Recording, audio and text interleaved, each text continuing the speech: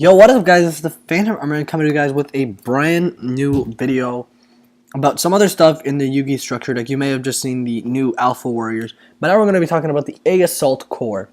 So this archetype is probably not as good as the Electromagnetic Warriors, but it's still pretty awesome. So they're called A Assault Core, level 4 light machine type union effect monster, attack 1900, defense 200. So once per turn, you can activate one of the following effects: target one machine type monster one light machine type monster you control. Equip this card to it. If it would be destroyed, you can destroy this card instead.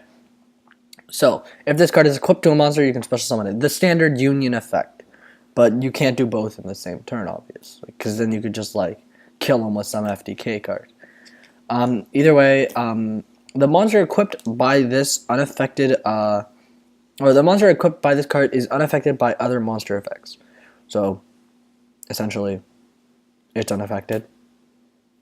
If this card would be sent from the field to the graveyard, you can add, or if this card is sent from the field to the graveyard, you can add one other union monster from your graveyard to your hand. So this doesn't count just the standard archetype. You could add any union monster, which is really cool. And also, when it says sent from the field to the graveyard, if the monster would have been destroyed, you could detach the material, and the material would bounce back a union. Like you could detach the union, and the union would fall off, and it would bounce back a union, and then you could replay the union, choosing another card to equip. Either way, but these all have to be on the field for them to actually equip. I see this working pretty well in Pendulum decks. So, Buster Drake. So it's a level 4 light machine union effect monster. All of them are. It is 1500 attack and 1800 defense, so kind of huge defense, not really needed. Once per turn, you can activate one of the following effects. They all say that, I think. Yeah. So target one light monster or one light machine type monster you control. Equip this card to it. If it would be destroyed, you can destroy this card instead. If this card is equipped to a monster, you can special summon it. The monster equipped by this is unaffected by spell effects.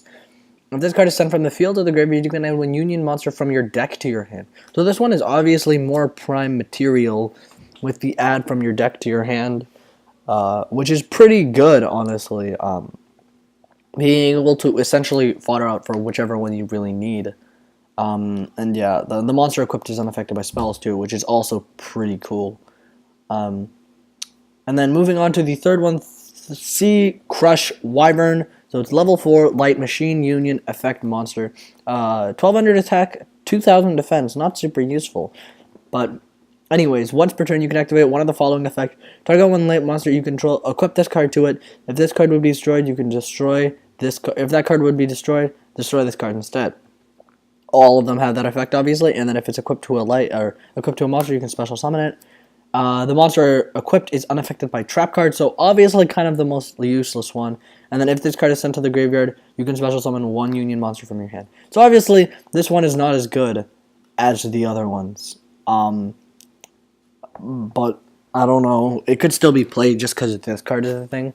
So we're going to be talking about Arc Dragon Buster. So Arc Dragon Buster.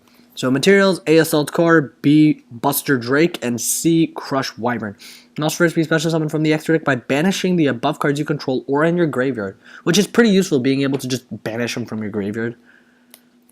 So once per turn during either player's turn, you can discard one card, then target one card on the field, banish it. During your opponent's turn, you contribute this card, then target 3 of your banished light machine type monsters with different names, special summon them. That's pretty good. That's pretty good. Because then you can essentially just remake it, which is pretty good. Like, okay, think of it this way. So during your opponent's turn, you contribute it and summon them all back on your end phase and then remake the card, or just to use it to dodge effects. It's pretty useful, honestly. And then when all these are summoned, they all can start equipping to each other to get you extra, like, power and stuff. You probably want to equip everything to this guy, because he really sucks.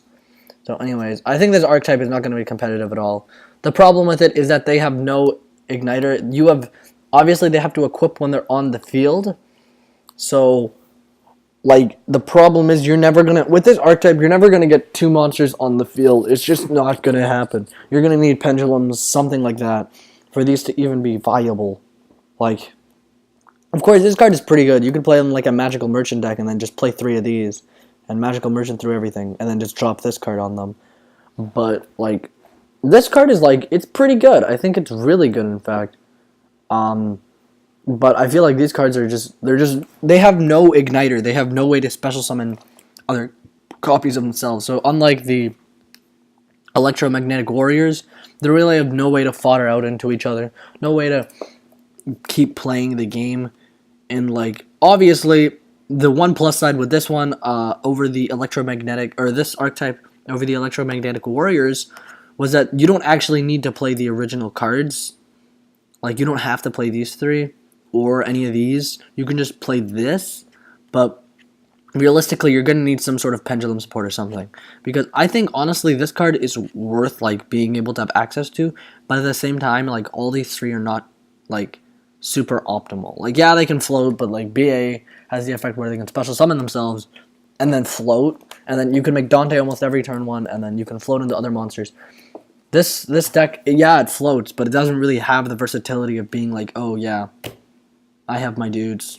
I can, like, keep playing. You can't special summon multiple monsters in a turn, which is a huge problem with this deck. So you're probably going to have to put pendulums in this. Maybe Performa Pals, something like that. But at that point, you might as well just play Draco Pals. But either way, I don't know. I think this archetype is a pretty big letdown for me. Honestly, it's not going to be really that playable. And unless they release more support, I don't think this is going to be any good. But either way, thank you all for watching. And yeah, this is the Phantom Armor signing out. See you all.